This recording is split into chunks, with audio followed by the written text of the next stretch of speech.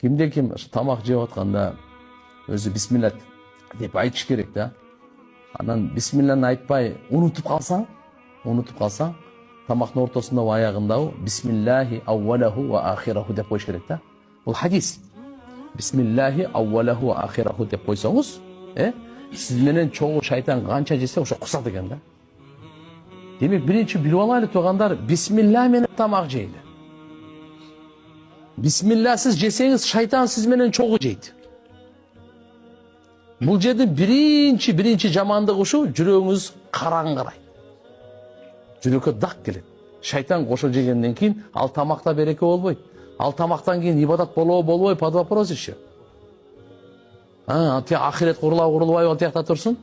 Пайгамбарыбыз айткан, кандай гана маанилүү иш болбосун, бисмилласыз башталса, анын эч кандай аягында жакшылык жок деген. Ошон үчүн бисмилланы унутпаш керек, буну билип алайлы.